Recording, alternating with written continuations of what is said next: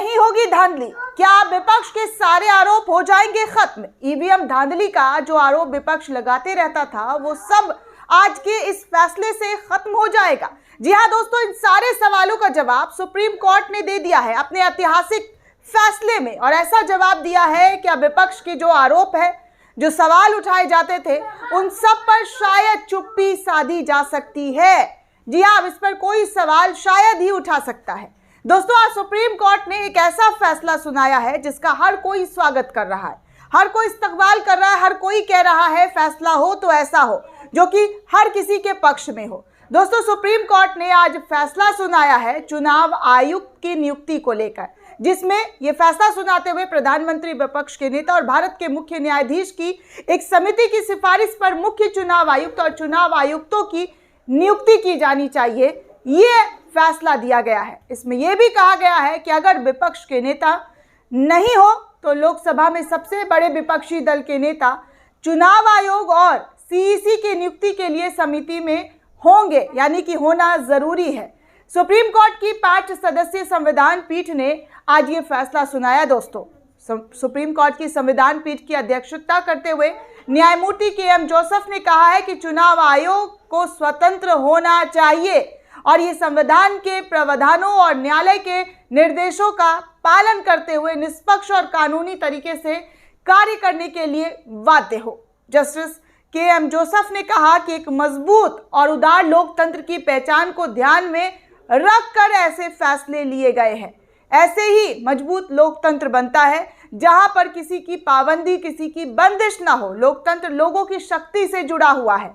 मतपत्र की शक्ति सबसे सर्वोच्च है, जो सबसे शक्तिशाली दलों को उपदस्थ करने में सक्षम है। दोस्तों, लाइव लॉ की रिपोर्ट के अनुसार अगर मैं बात करूं तो जस्टिस जोसेफ ने फैसले को पढ़ते हुए कहा कि चुनाव आयुक्तों की नियुक्ति की इस प्रथा को तब तक लागू किया जाएगा जब तक कि संसद द्वारा इस संबंध में एक कानून नहीं बनाया जाता है। जस्टिस के.एम. जोसेफ, अजय रस्तोगी, अनिरुद्ध बोस, हरिकेश रॉय और सीटी रवि कुमार की संविधान पीठ के चुनाव आयोग के सदस्यों की नियुक्ति की प्रक्रिया में सुधार की सिफारिश करने वाली याचिकाओं के एक बेंच पर फैसला कर रही थी, जिसमें फैसले सुनाने के दौरान अदालत ने कहा कि कोई भी प्रक्रिया जो इस अदालत के समक्ष चुनाव प्रक्रिया में सुधार करना चाहती है, उस पर विचार हर हाल में किया जाना चाहिए। उस पर हर हाल में सोच विचार करके ही फैसला किया जाना चाहिए और यही फैसला लोकतंत्र की मजबूती को बरकरार रखता है। पीठ ने यह भी कहा कि कई राजनीतिक दल सत्ता में आए, लेकिन उनमें से किसी ने भी चुनाव आयोग की नियुक्ति के लिए कानून प्रक्रिया नहीं बनाई।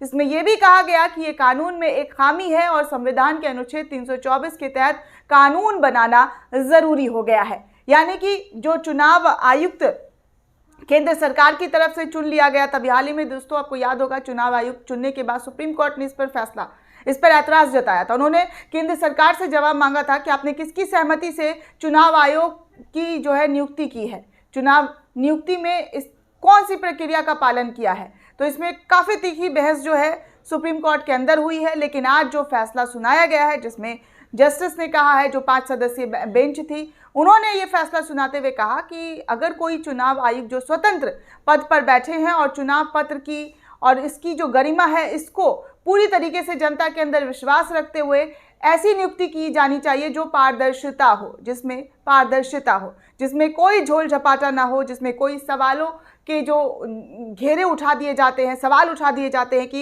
ये तो अपनी मर्जी से चुनाव आयुक्त चुन लेते हैं, ये पार्टी तो अपनी मर्जी से सब कुछ पे कंट्रोल करती है, ऐसे आरोप लगते रहते हैं, विपक्ष लगाता रहता है। लेकिन आज उन तमाम विपक्षों के जो आरोप हैं उस पर शायद एक फुल स्टॉप बनकर ये फैसला साबित हो सकता है, क्योंकि चुनाव आयुक्त की नियुक्ति को लेकर, चुनाव आयोग की नियुक्ति को लेकर सीधे तौर पर जजों की 5 सदस्यीय कमेटी वाली बेंच ने इस पर अपना फैसला देते हुए कहा कि इसमें जो सत्ता पक्ष के नेता होंगे, यानी कि प्रधानमंत्री होंगे जो सबसे बड़े हैं, उसके बाद विपक्ष का जो सबसे बड़ा चेहरा है वो होगा, और फिर खुद सीजीआई भी इस पूरी प्रक्रिया में, यानी कि चुनाव आयोग की नियुक्ति में शामिल होंगे। इनकी सहमति से ही चुनाव आयोग की नियुक्ति की जाएगी।